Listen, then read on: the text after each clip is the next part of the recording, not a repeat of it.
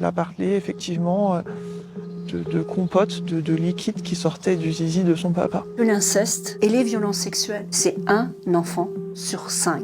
Tu as beaucoup de soucis alors. Si j'en ai tous les nuits. 6 millions de personnes disent avoir été abusées quand ils étaient enfants. Il faut les regarder, il faut les entendre, ces enfants-là.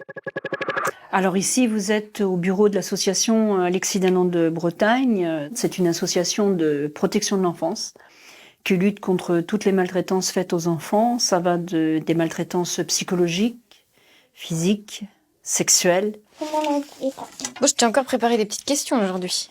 Non, je vais pas les faire, tes petites questions. Pourquoi on a trop de soucis blancs comme ça pour les mettre dedans de fauve? Tu as beaucoup de soucis alors. Ouais, j'en ai beaucoup. C'est pas beaucoup pour un petit garçon d'avoir autant de soucis? Si j'en ai tous les nuits.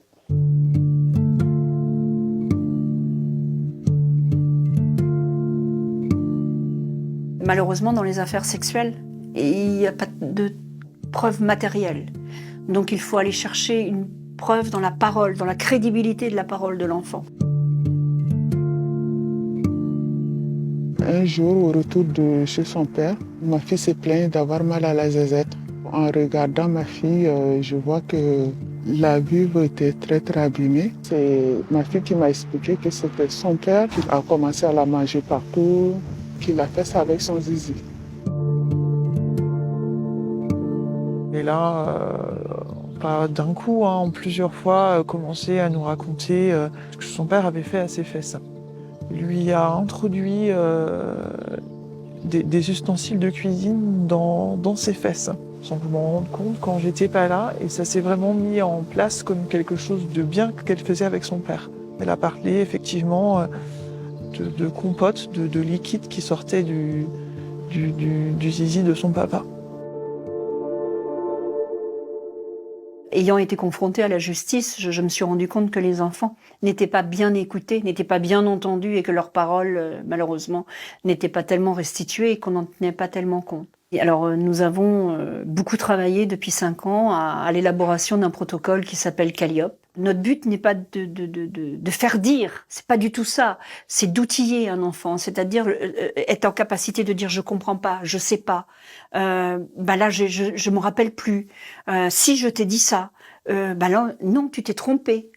C'est pas ça que j'ai voulu dire. C'est phénoménal dans une audition d'un enfant.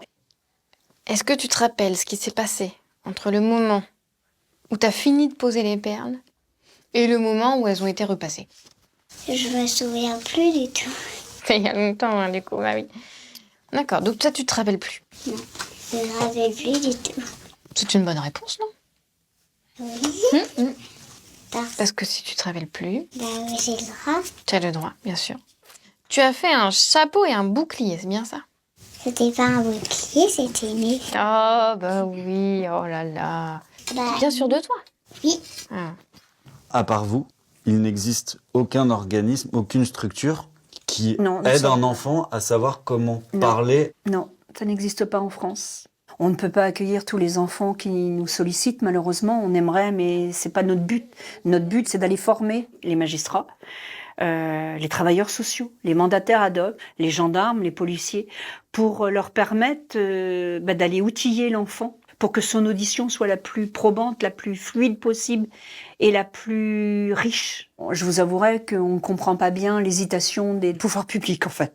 Parce que là, on vient donner un outil extrêmement performant qui a fait ses preuves au Québec. Au gouvernement, tout le monde est au courant de ce protocole.